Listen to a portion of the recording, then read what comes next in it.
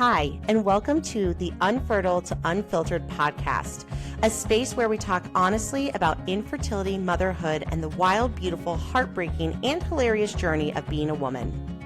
We're your hosts, Simona and Vicki, two friends who have walked through IVF, loss, exhaustion, joy, and everything in between. We started this podcast because we know what it feels like to search for stories that sound like yours and come up empty.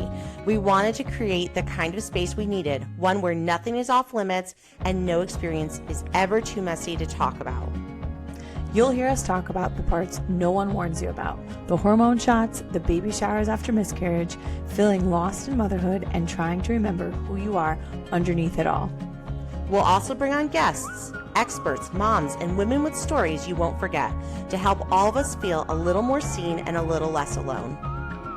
This is a space for honesty, for healing, and for humor, because if we don't laugh through this stuff sometimes, we might cry forever. So grab your cup of something, coffee, wine, your third reheated tea, and settle in. This is Unfertile to Unfiltered, and we are so glad that you're here. Hello, everyone, and welcome back. We are here, and it is episode 4. Ooh. Episode 4, Simona. Can we believe it? Cannot believe it. Welcome back, everybody. We are here. And just a reminder, I am Vicki, and I am Simona. And we are so excited to be here being the hosts of Unfertile to Unfiltered. So if you haven't listened to our previous episodes, you should definitely give them a listen. Just saying. Mm-hmm. Some of our best work so far. We are putting our all into these efforts, into these episodes. Let me tell you, we've had technological issues today. Oh my God. We've had children not wanting to go to bed. We have been through it all tonight. Mm-hmm. Yep. In case you didn't know, we record these after our kids go to sleep at like 9-10 o'clock. So that's where we're at. That's exactly where we're at right now. It is late, but we're here. And when we were thinking about what we wanted our next episode to focus on, we thought it was really important to start reflecting on relationships. And not just any relationships, but romantic relationships. Yes. Mm-hmm. And I know I talked briefly in episode 3 about that, and I know Simona talked about her relationship with her husband in episode 2, but also in the last chapter of her book. If you haven't gotten it yet, run out and get it. It's the B Word. You can find it where, again? Amazon? So you can find it on Amazon. You can find it on my website, which is also listed in the show notes. Beautiful, beautiful. But husbands, relationships, all of that fun, right? Complex fun. And I know I was mentioning to Simona before we even started recording that this is a topic that is always on my radar because as a therapist, it has really been coming up in sessions this week. And granted, in all fairness, it always comes up, but like, I thought it was very fitting that we were focusing on relationships in this episode, and also I've had a lot of clients dissecting and acknowledging some of the struggles and challenges of navigating their partners. Mm-hmm. Don't we all? All relationships have their ups and downs. Nobody is perfect by any means, and if they say their relationship with their significant other is perfect, they are most likely lying. There's just no such thing, honestly. Right. It's just part of life. And I've come to this conclusion as well, right, as a therapist, like, I agree that there are some people who totally do, I call them like the Instagram or the Facebook filters, right, to their relationships. Yes. And they're like, how do I make this look the best, even though it is not in a good place, right? Like, I see that a lot. I think because I have, people who are always very vulnerable with me. I have, whether they're clients or people in my own life, it is hard to not unsee the truth even with some of those filters on, right? But Yeah. I also think that there are people who sometimes do not feel comfortable sitting with some of the challenges or the areas that they need to grow when it comes to their own relationship. For sure. And it's something I've learned too. It's also, it takes both of you to put in that effort, right? Like, Sure. we can easily put blame on the other person, our partner, for doing X, Y, and Z, but there is a huge role in first admitting to yourself and making changes for yourself that can also improve your relationship, which we've learned, especially me, over the past few years, for sure. So hard. Yeah. And marriage is tough. Marriage, relationships, they are work, you Yeah. know? I Yeah. never thought about that a long time ago, but they are.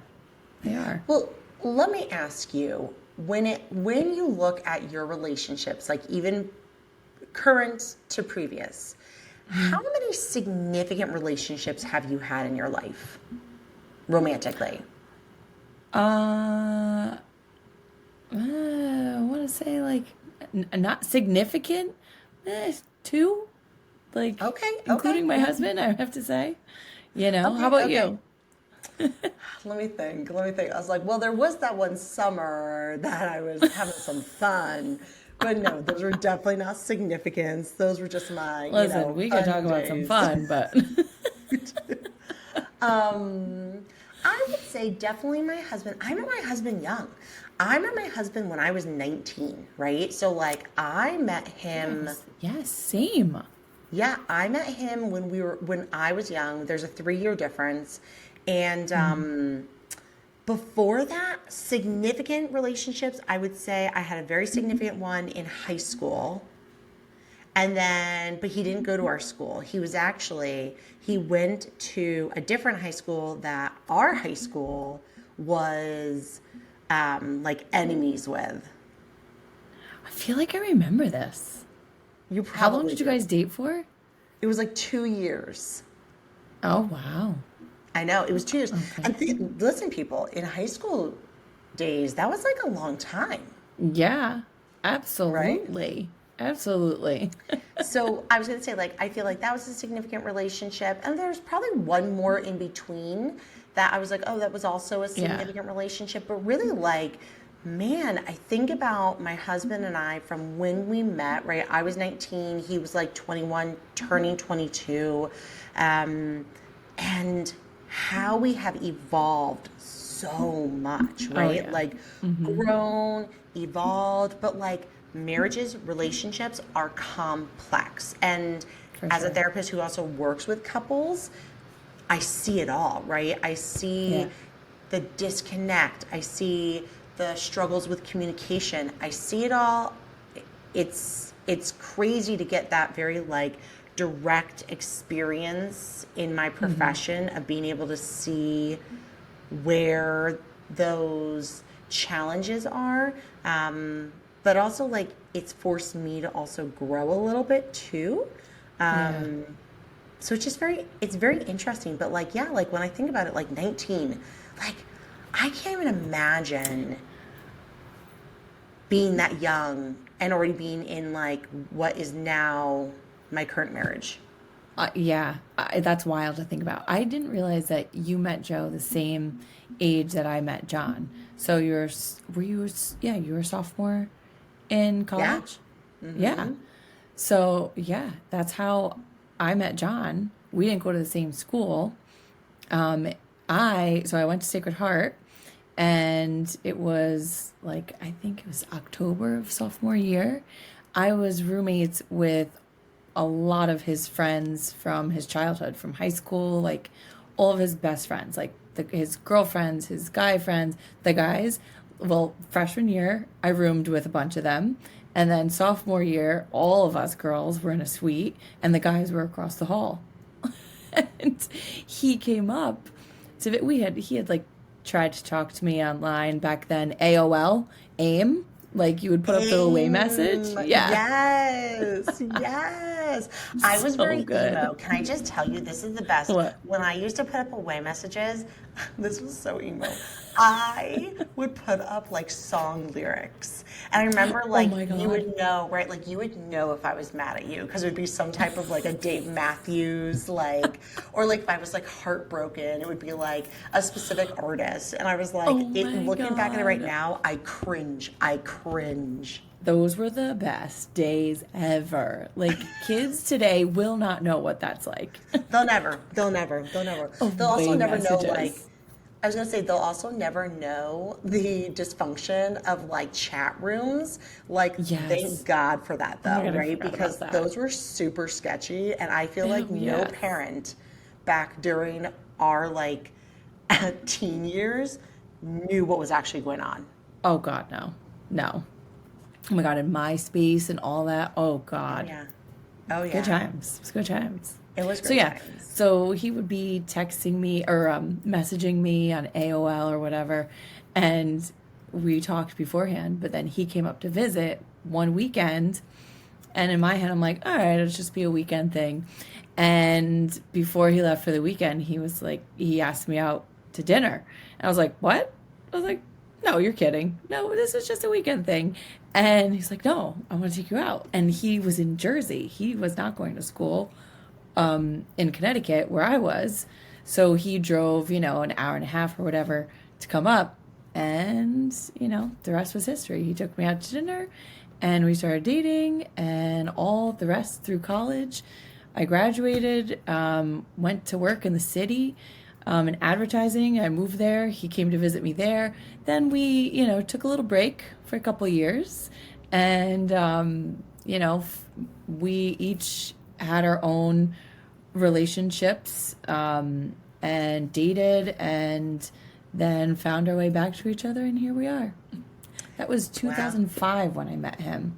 And now, yeah, that's 20 years. 20 years Wow. we've known That's each other. insane. That's insane. It's so crazy. Crazy. It's so crazy. But like when you look back at yourselves then, what, when you look back, would you say were like some of the challenges that you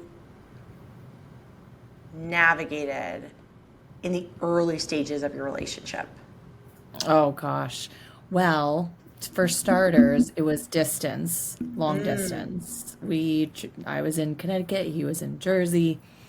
That was definitely a challenge. We couldn't just, after class go hang out or whatever. It was always planned.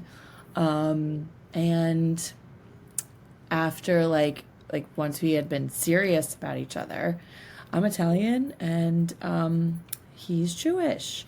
And that was a little bit of a problem in the beginning of our relationship Sure, with my sure. family. Yeah. Like my grandmother was definitely tough. My mom was a little tough on him too. So, that Italian woman comes out. Hmm. So Sure. that was definitely tough in the beginning. But that all worked out, you know.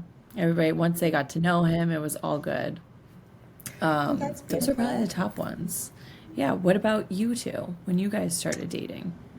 I think that, well, so distance was a thing too. Distance was a really big thing Oh, right. because Where was he Jo- in Jersey because too? my husband Joe was also a Jersey boy. Oh, look at that.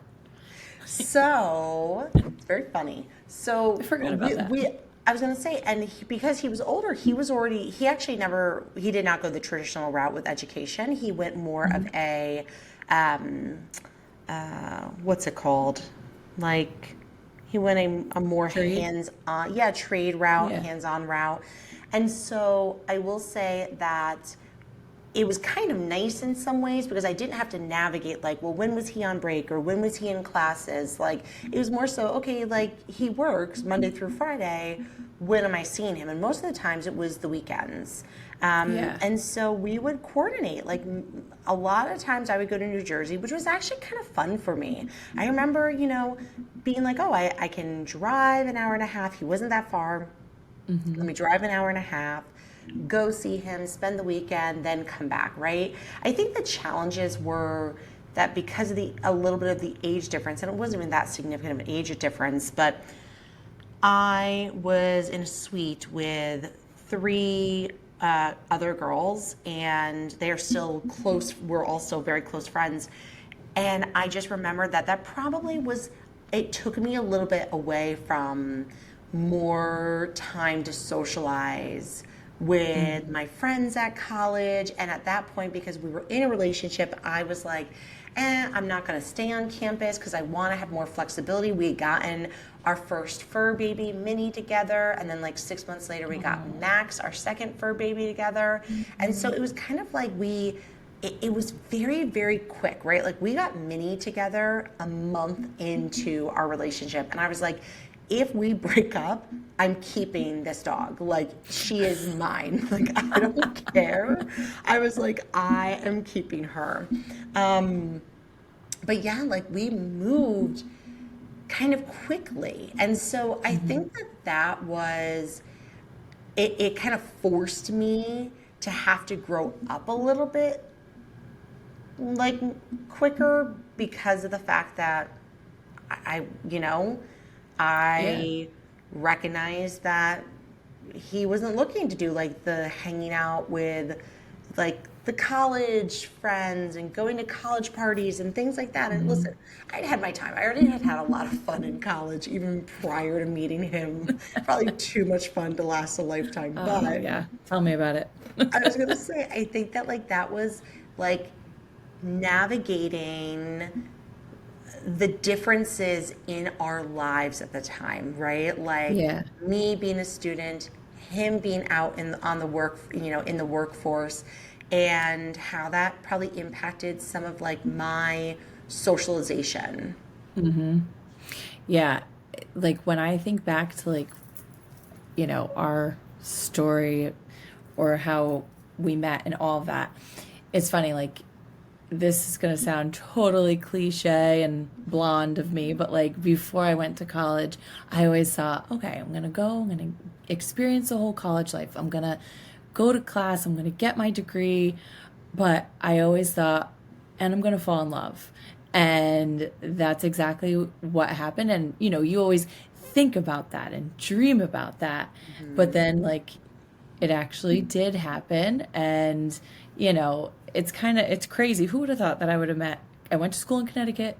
I grew up in Connecticut. And then I met a Jersey boy and married him and then moved to Jersey. Like, Yeah, never would have guessed that.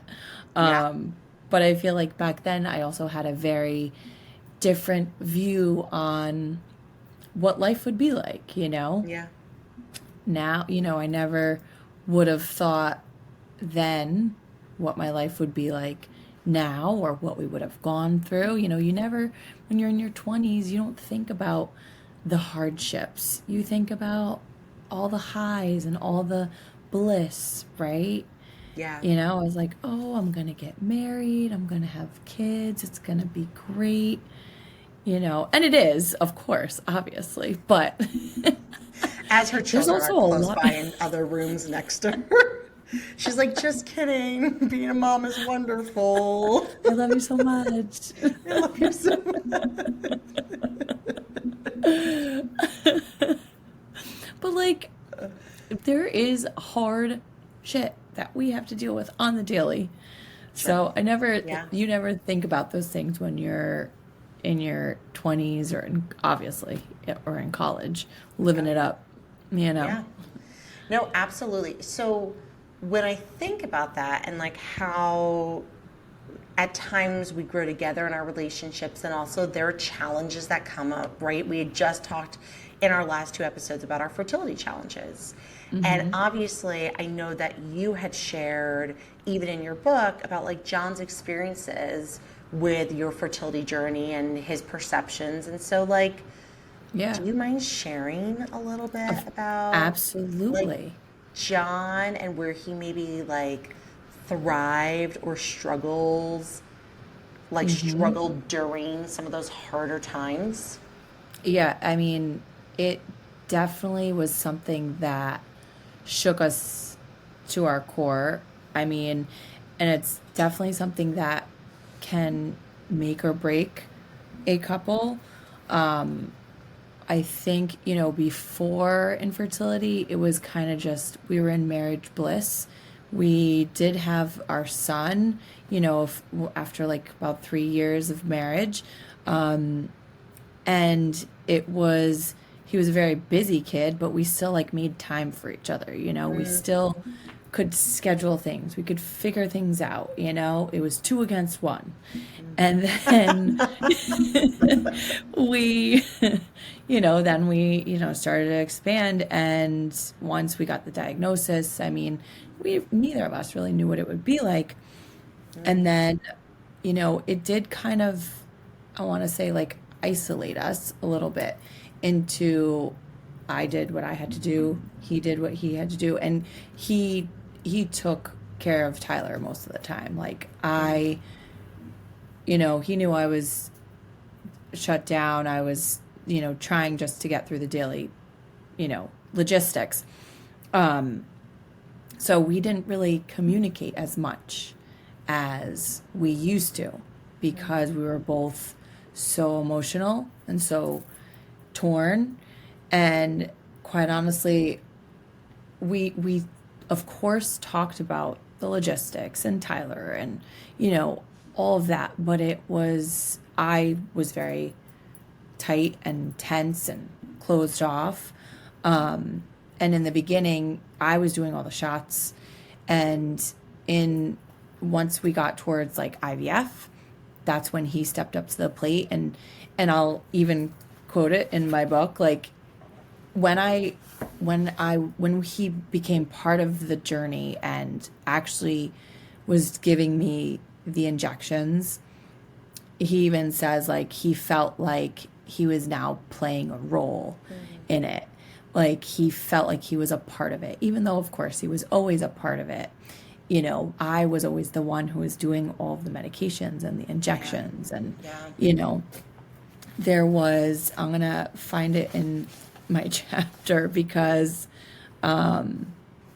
he like, he felt really, like, isolated too when he wasn't a part of it.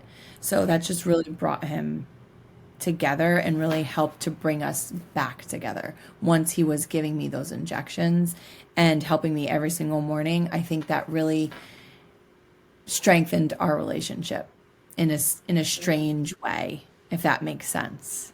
Totally makes sense. So, like, I was going to say too, like, he was so afraid of needles and all of that. So him giving me those injections really was just profound. He said he just like blacked it all out and just did what he had to do. And that was huge, to just showing me that it didn't matter what he was scared of or what he couldn't handle. Like, he was there to do what we had to do to get us our baby, you know? It In a lot of was, ways, yeah, I was gonna say, in a lot of ways, it was actually kind of like exposure therapy for him, right? Like, having yeah, this fear of needles and being like, but my wife needs me, she needs my support, and this is a way that I can actually help her. I think that's actually yeah. extremely brave, right? Because fear and phobias, right, are can be huge obstacles for people. And Yeah. oftentimes in the therapy world, we really advocate for exposure therapy. So props to Look at Sean. that. I didn't even know that was a term. Oh yeah. Exposure I therapy. always drop those little tidbits here and there. Don't you worry. But yeah, I mean, yeah, it was incredible. I mean, that was probably the turning point in our journey with infertility, like him stepping up to the plate and, you know, doing what had to be done, but also just being there for me. And he felt like, you know, giving me a hug and saying I'm sorry wasn't enough. So I think that role was pretty important to him, but to both of us. Yeah. You know, it's it was hard. It was definitely something that opened up our eyes and really, even though it was isolating, it really brought us together, to learn, how strong each of us are, whether we wanted to or not, to go through that. It was life changing, going through it together and having our family there and going through all of that, talking about it with our families, not talking about it with our families, it's Having some boundaries. Yeah, we get it. having We those understand. boundaries. Yeah.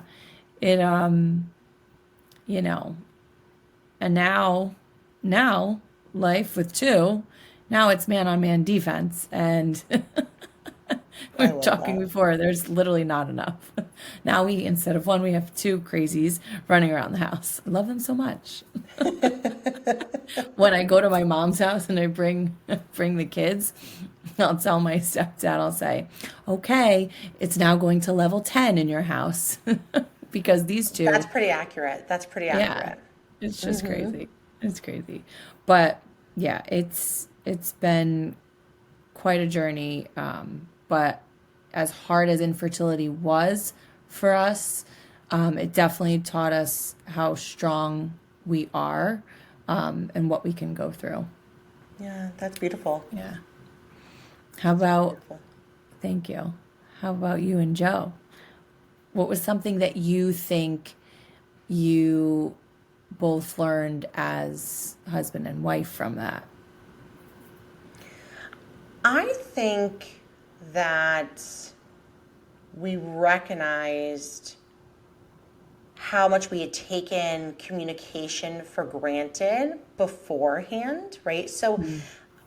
it's very interesting, right? As a therapist, but as a human being, I can really honor and acknowledge where do I struggle, right? Just on a personal level, right? I do my own emotional growth, and learning and focusing on where do I need to heal internally.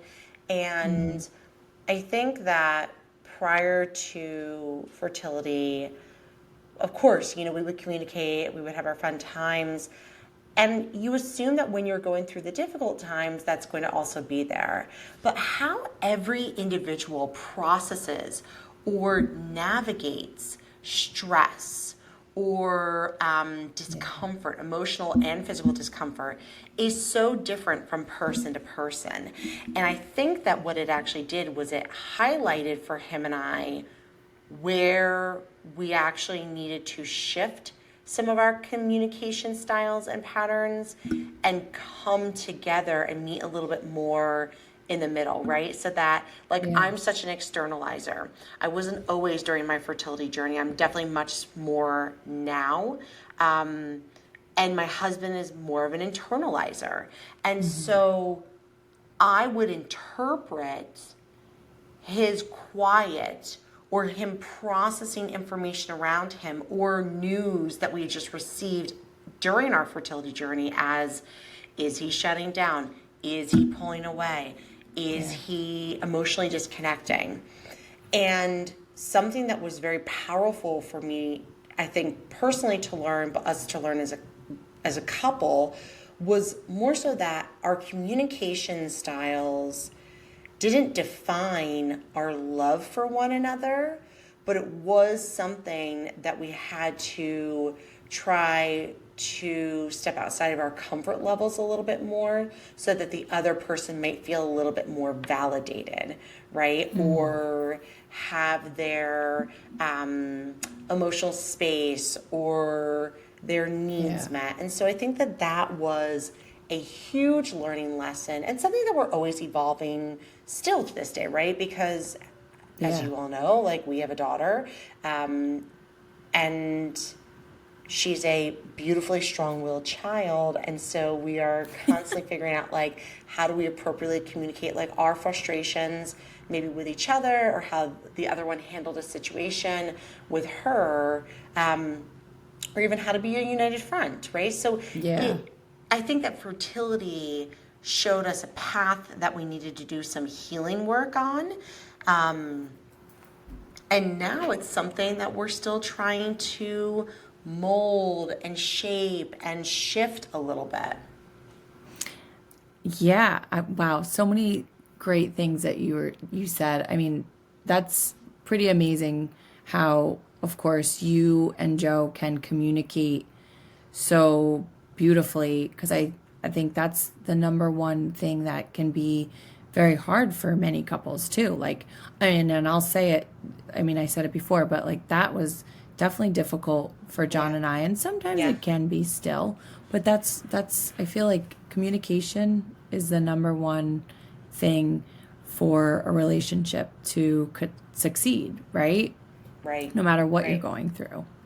Absolutely. And let me just also like say to any listeners here, it is not always perfect. I Yeah. know like when I say like it's evolving, we have our good days, we have our days where I want to like yap, yap, yap, yap, yap, yap, yap, yap, yap. Um, and then there are other times that he might be a little bit more overwhelmed emotionally by what I'm presenting. And so he might shut down. I truly say to people all the time, you will never be perfect in your relationship. You are not meant to be perfect in your relationship. Your relationship is not meant to be perfect. But if it's coming from a place of love and kindness and just trying, that's really all you need, right? So if I'm going Yeah. to put on my therapist hat for a second, Yes, something I talk please. a yes, something I talk to couples a lot about, and if you are one of my clients and you're listening to this podcast, you know it. If I've worked with you as a couple, you know it. I got my 3 T's, right? So, timing, tone, topic, Ooh, I like that. I'm right? writing this down. Write Repeat it it. down. Repeat it for everybody. Timing, Uh-huh. tone, and topic. What is Love the that. timing in which we are having conversations or communication? And let me just give everyone a little hint. It should never be after 9 o'clock at night. Our brains are not equipped to handle challenging conversations at night. Even though you're like, the kids are finally asleep, we are ready to talk. Yeah. If you know that, going back to the other piece, the topic is a heavy topic, I actually encourage a lot of my clients, as my husband and I also do, to go for a walk and have actually some of the harder conversations. The reason behind that is that when we are walking, we are naturally utilizing bilateral stimulation. So right leg, left leg, right leg, left leg. That is called bilateral stimulation. When we tap into bilateral stimulation in our body, it actually allows both sides of our brain to process information more cohesively. Huh. Wow. Look at this. Getting free information, free therapy session right Free here. therapy. And told you I would sing at one point in the podcast, guys. Um, so that is huge, right? So the conversation should not be happening late at night. Now, if you know that you and your partner can handle it, sure, go for it. But most relationships, I will hear, we finally laid in bed, we're both emotionally exhausted, and then we want to bring up the argument that we had had earlier in the day. Okay. Yeah. No. No, it doesn't work. It can actually sometimes create more tension and unresolved emotions, right? And like, let's be real, we need sometimes space to process what we're really feeling, right? Going back to what I talked about in a previous episode, you got to practice the pause. And that even Yes. means in our relationships, okay? There's nothing wrong with saying to your partner, I I want to be able to have this conversation with you.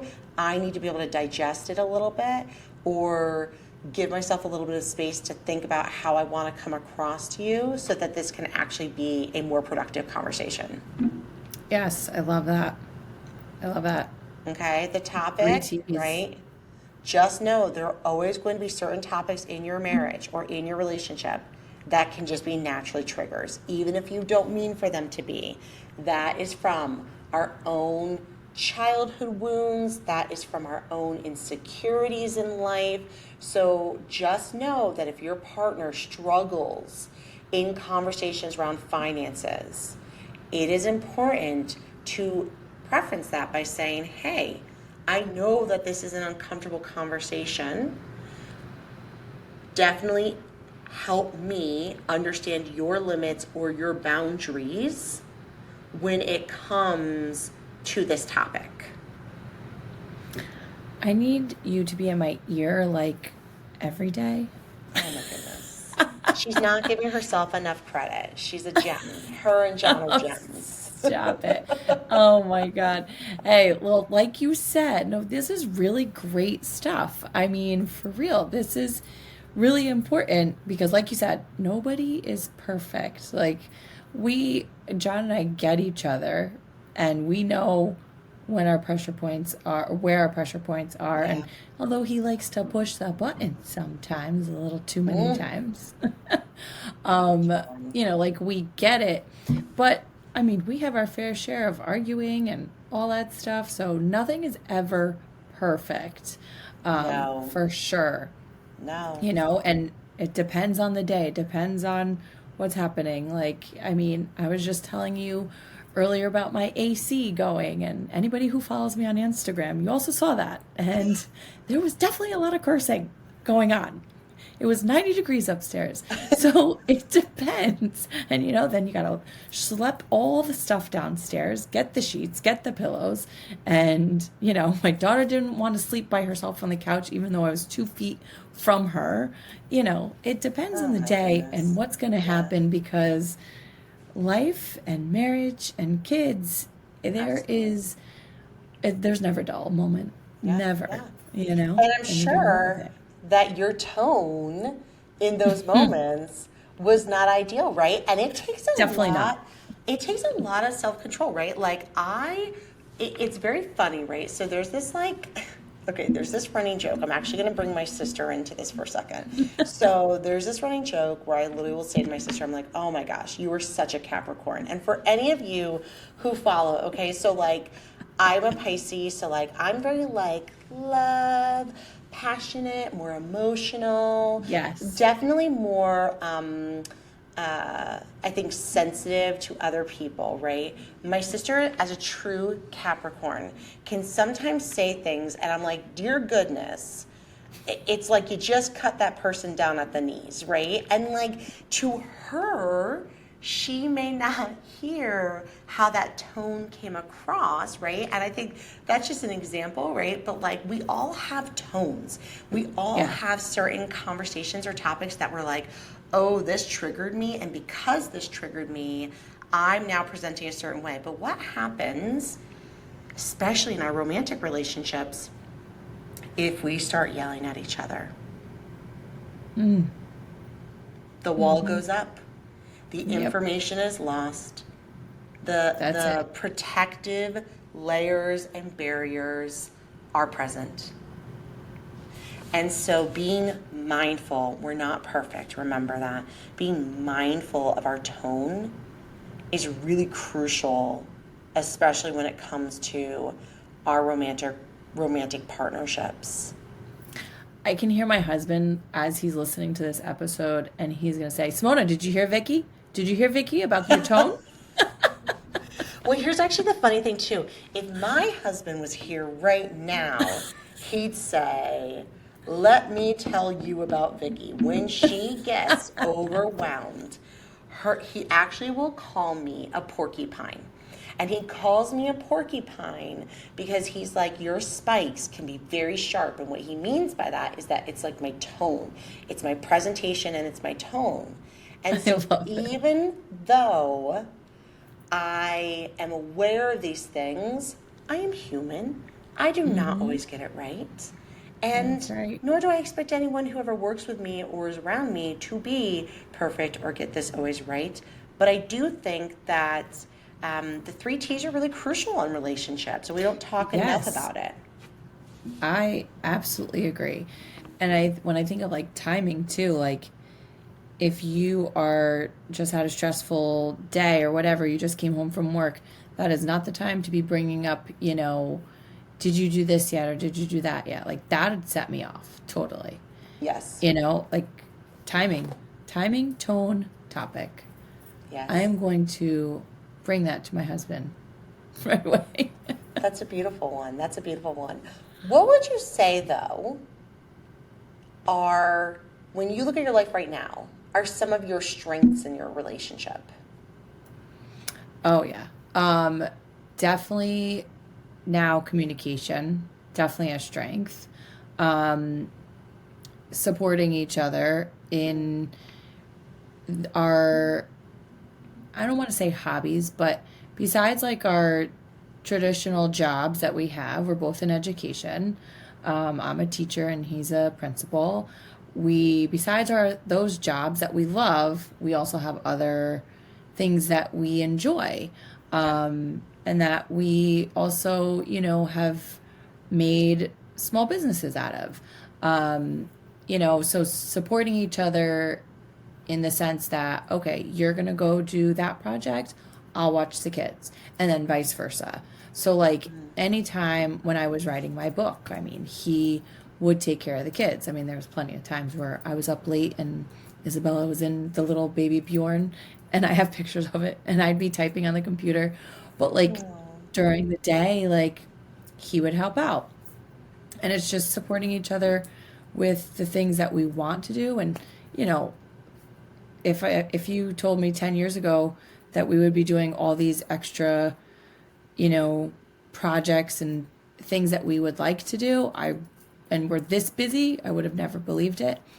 But like as you get older, you're growing, your interests changed, and you want to try to do this hobby, great, um, you know, it's just supporting each other in those ways as we grow. Um, and communication, supporting each other, and giving. This might sound weird, but I think this is important too. Giving each other space and time to, like, a lot of the times, especially in the summer too, I'll go to Connecticut by myself or bring the kids, and he'll go, down the shore and have, time to do whatever. Like, I think having time apart and, enjoying like alone time is also really important too. You know, yeah. I don't know if that sounds weird to other people, but I think that's really great. Um, I know my mom would agree too. Like, I also because feel you like still that's have, like, go no, ahead. go ahead. I feel like you still have like your own things that you like to do, and you love your spouse and everything, but like having that time to, well, even if it's just to go for a walk by yourself or go out to lunch, you know, just doing things on your own a little bit once in a while, I think is really good and healthy for your relationship too.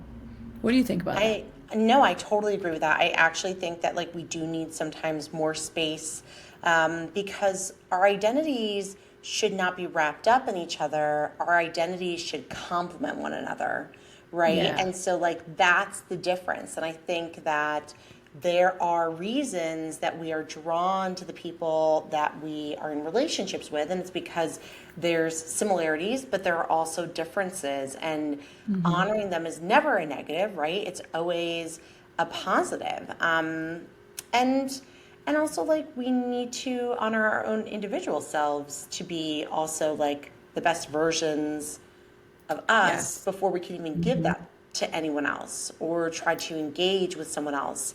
Um, Yes. yeah, I agree with that. I think that like a huge thing right now in like our like chapter of life is definitely support. Like, when I started my practice, it was kind of like on a whim, right? Like I left a group practice. I was like, I really do think I could actually do this on my own. And my husband, like, really blindly just trusted me. Wow. And, and there was always this understanding of we will still do whatever we need to do to make sure that we are living as comfortably or, whatever level of means we wanted to have. Yeah. But there was always this very like beautiful patience, a patience that sometimes I struggle with, that my husband is just better with. Yeah. And even when it comes to parenting, right? Like, we're really good at being able to tap each other in and out.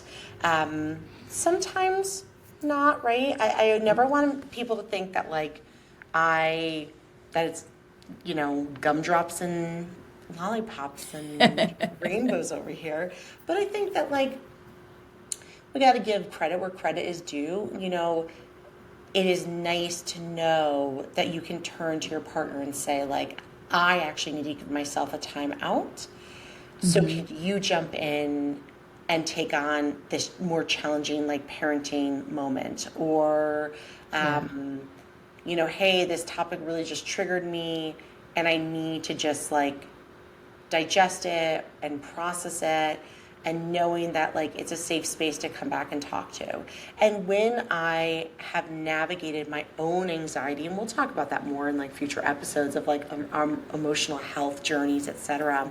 But like with my own anxiety, there is such a comfort. And I remember through the years, in some of my toughest moments with my anxiety, my husband would just come out with these beautiful little gems.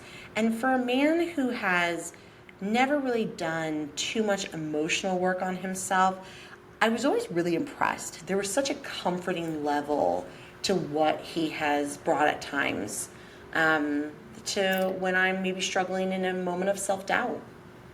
Wow. Look at Right? you, Joe. Go, Joe. That's amazing. And that's so important. I mean, that is huge. Yeah. And also supporting you when decided to go and start your own practice. Like that's amazing. That's Yeah. amazing because Because that can it's be scary, right? stressful. Yeah, Yeah, it's always for scary. It's sure. scary.